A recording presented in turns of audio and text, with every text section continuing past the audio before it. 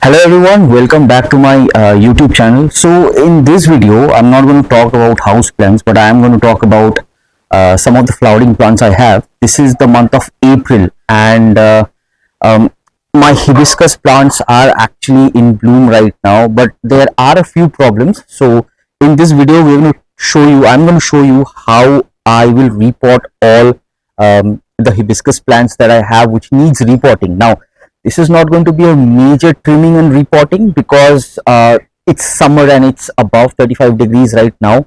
So I can't go ahead and prune the roots of my hibiscus plants and repot them. So what I'll have to do is I'll have to lightly trim the plant and then repot them without damaging the root. So what is the soil mixture I use? I will talk about that, and I am going to talk about some tips and tricks that you can apply in your hibiscus plant in your garden so that you can get blooms like this. So actually the flowers are bigger than this in this one. If you see, right, this is a spring flowering hibiscus. It's a Hawaiian variety, tropical Hawaiian variety, and because my family actually gives these flowers to our gods and goddesses for worship, that's the reason why it does not have a whole lot of bloom. But you can see that I've got another one here. Okay, this also blooms very beautifully. It has a very widespread petal span and looks absolutely gorgeous. But if you see here, this is the problem that I am currently facing. So you can see that this hibiscus plant has actually had major bloom, and that is the reason why, because of so many flowers, it went into chlorosis. If you can see the discoloration of the leaves here.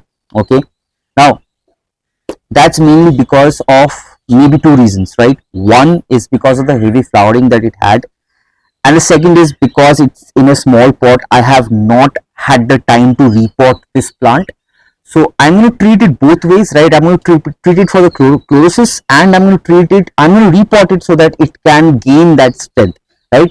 So here also you can see that this is another variety of Hawaiian hibiscus. It's got lot of buds, it's got lot of bloom, but this also has went into chlorosis, and the pot is very small. So I'm going to go ahead and trim this one as well and then repot it. Okay, I'm not going to damage the roots though. I'm just going to go ahead and put them in a pot of this size. If you can see this, these are earthen pots that I have. And what is the soil mixture I will use? I'm going to talk about that as well. Okay, so what are the things that we need today? So I have here soil, right? This is just normal garden soil. Actually, it's soil from my winter flower mix. Okay, so this was what I used for my winter seasonal flowers. I got them out of their pots. I just got rid of all of the rocks and pebbles and all the gritty stuff, and then I've got this fine soil, and it's very free flowing, you can see. So that's the reason why I do not need to add any add any sand to this. You have to remember, in case if your soil is not like this, your garden soil is not like this, and it's very clumpy, you have to add sand or something which is very gritty to make it free flowing. Okay, so here I have soil, and if you see here, I have got vermicompost. This is worm casting vermicompost. So I have not accurately measured, okay, the ratio, but I'm just going to give you a accurate measurement of what you have to use. So if you're using 3 parts soil, you have to use 1 part vermicompost at least. You can do 50-50 as well, or 60-40, and that way you have to figure out the ratio yourself. So what I will do is I will go ahead and I will mix this compost that we have to our soil. Okay, and do take a very good vermicompost. Make sure that you're getting it from a good seller, right? And the compost that you're getting is good. If it has worms in the vermicompost that you're using, has worms in it, right? Earthworms, that means it's very healthy for your plants. Okay, I had this stored for a very long time. That's the reason why there are no earthworms. but I know that this is a very good quality of vermicompost. I've been using this for all my plants, so I'm just going to go ahead and dump it all in. Okay, so to this, what we're going to do is, because hibiscus plants are um, nitrogen loving plants, they love a lot of nitrogen in the soil. Okay, so for that, what we will do is, we will go ahead and we will use this mustard cake powder dust. So this is in dust form. Okay, um, you get whole cakes as well. If you are getting whole cakes, make sure that you grind it and make it a powder, and then put it in your soil mix. So here I am preparing the soil mix for 3 or 4 plants. Okay, so what I will do is, I will go in with not much. Make sure that you are not putting much of this to your soil, because this is very this produces a lot of heat when it decomposes. Okay, so you have to be very mindful of that as well. Okay, especially during the summer season, you have to be very mindful when you're using mustard cake. So I'll go with 1 handful like this. Okay, maybe a little bit more, and that's going to be it. Okay, no more than this, because this is peak summer time and I do not want to burn off my plants. So that is all what we will use. Okay, to this is what we will use: neem seed meal. So these are the neem seeds of neem plant, and they're very good.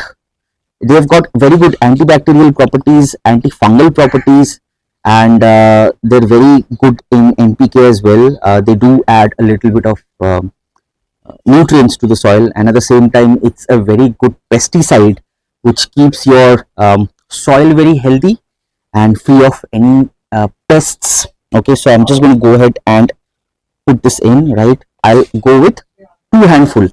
Okay, now not a lot. Why? Because I do not again want to burn my plants. This is also very strong, so you have to be very mindful of this. Okay, now hibiscus do not need a lot of phosphate in the soil. They do love nitrogen and they love potassium for flowering. I'm not going to focus on flowering right now, because I have to recover the plants first, and then I can concentrate on flowering. Put fertilizer that is rich in potassium. So another thing that I'm going to put in the soil mix is going to be steamed bone meal. Right, now, not much of this. Like I said, hibiscus do not like a lot of phosphate in the soil. You do need phosphate, but not a lot. So that is the reason why I have to be very careful while applying this fertilizer. I cannot put a lot, so I'm just going to go with maybe 1 handful. Okay, and that's maybe a little bit more. That's all I will use. I am going to use this for the calcium which is present in the steamed bone meal, and at the same time, like I said, has phosphate, but I'm not using a lot. Okay, if this was rose plant or if this was bougainvilleas, then I would have used a lot. Okay, because those are the plants which use a lot of phosphate, but for hibiscus you do not need a lot of phosphate. Now to this, I am going to add another thing, and that is something that I have been using very recently, and it's giving me a lot of benefit, and that is rice husk. Now this will make the soil a lot airier than what it is already, and when this decomposes, it's going to release a lot of micronutrients in the soil as well. Okay, so I'm going to go with maybe 5 handfuls of this.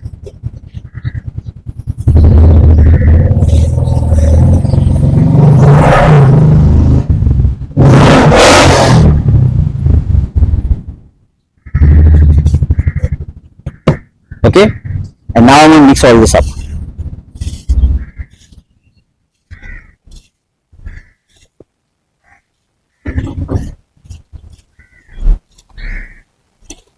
You have to mix it very well. Make sure that everything mixes very well. Okay, take your time and then you mix everything. So I have mixed the whole thing. You can see it actually took me a long time, 10-15 minutes to mix the whole thing, and this is the final result that we have. This is the media in which we are going to repot our hibiscus. So the first one that we will go with, let's go with this one, okay, because I know that that has a drier media. Okay, I did not water this, so this is the one that we are going to go with. um, this one I know has a dry media. I have not watered this for a long time. No, not a long time, for a day. Okay, and it's very important for you to not water and keep the media dry for at least a day before you are repotting your plant. Okay, so this is the one that we're going to go with. Now the first thing that we will do is, this is the pot we are going to use. Okay, and we will first take some big rocks, okay, and cover the drainage holes like this. Okay, let's cover the drainage holes. So one like that, one like that. Go with another one right here. Okay, let's cover this one. Okay, and just for good luck here, I'm going to go with, fill it up, fill the base with a lot of rocks. Okay, so when I changed my winter soil, okay, my winter flower soil, this is what came out. Okay, these are the pebbles which came out, so I'm putting that to good use.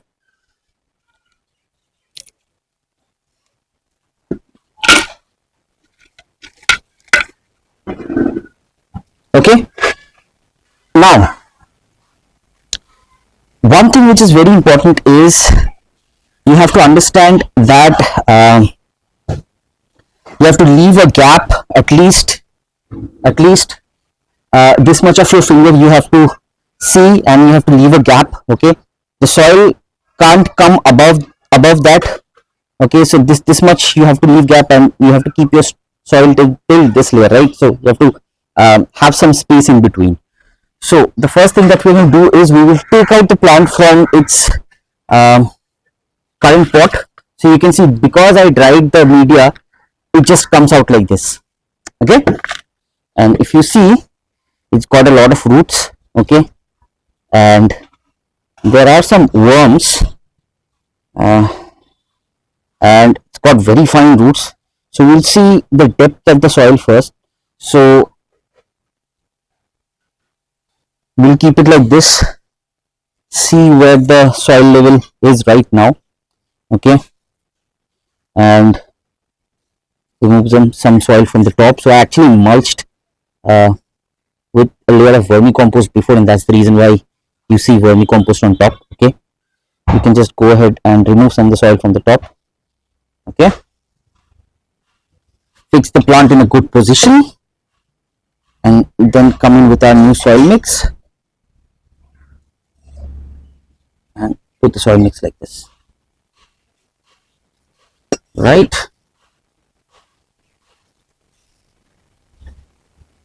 so let's fill this up with soil.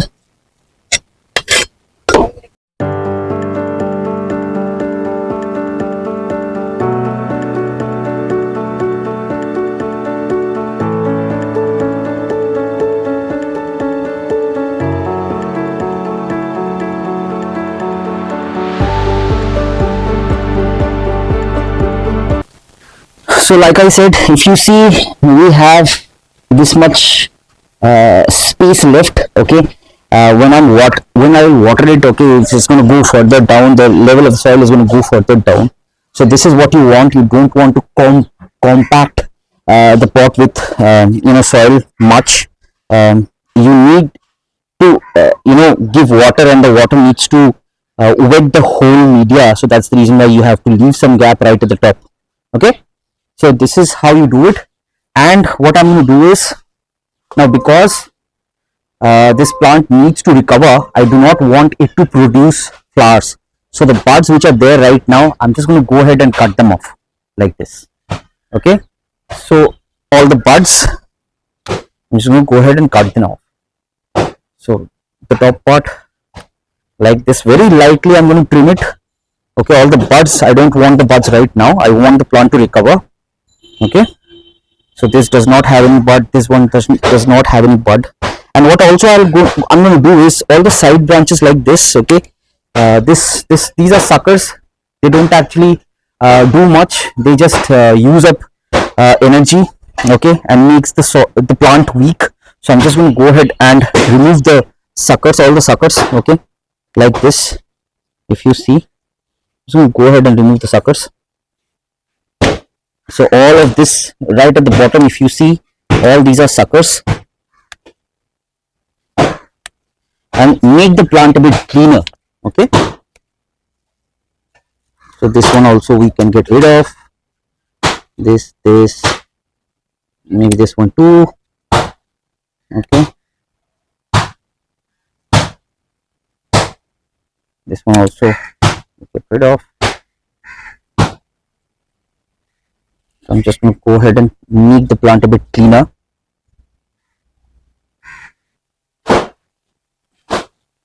Remember, we do not want to hard prune the plant. That's going to be a problem, because if you hard prune at this time, because of the heat, the plant may not be able to take the stress. So we are not going to give the plant two shocks at a time, okay.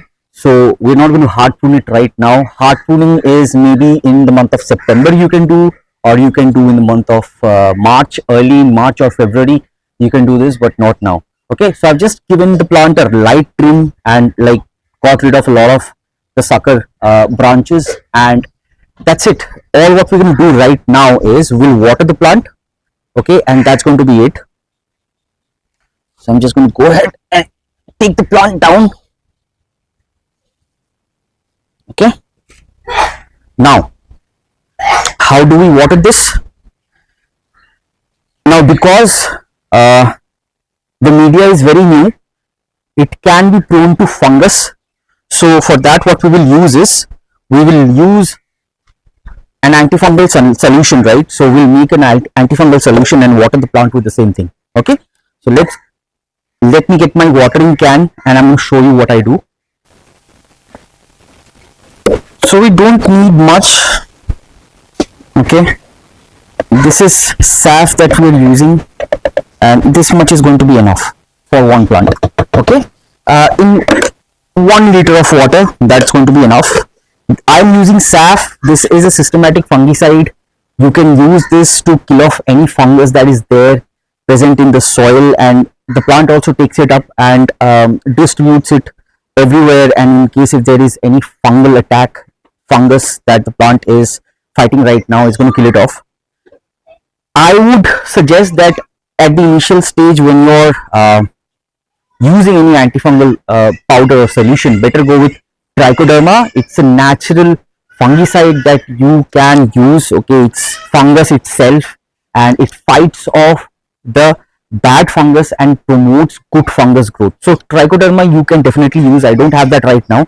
That is the reason why I'm using the SAF solution, okay. So let's put water in our can. Wonderful. So I have got the solution ready. You don't need to drench the plant in the solution, just the roots are okay, just the soil is okay. Now because this is the first time that we are giving this plant water after a repot, we will fill it to the brim, okay, water thoroughly, and after that we're just going to shower the plant. After that, when we water, we're just going to shower the plant with water, okay. So the initial watering that we're going to do is, we'll just wet everything, fill it to the brim until I can see water coming out from the bottom, okay. So you can see that I have filled it to the brim, okay. Let's wait for water to come out from the bottom and see where this stands.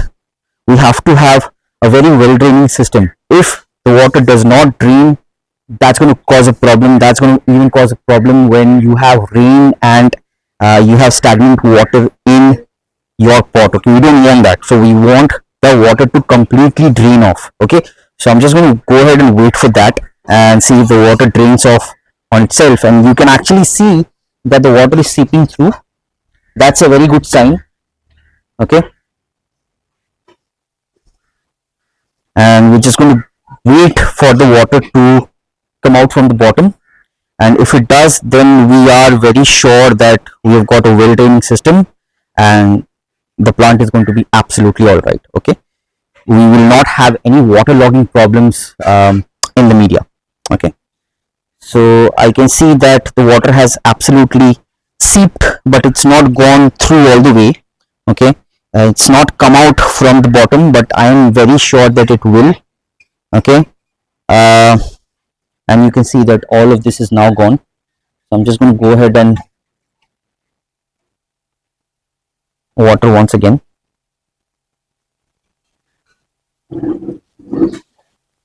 with our solution. Okay,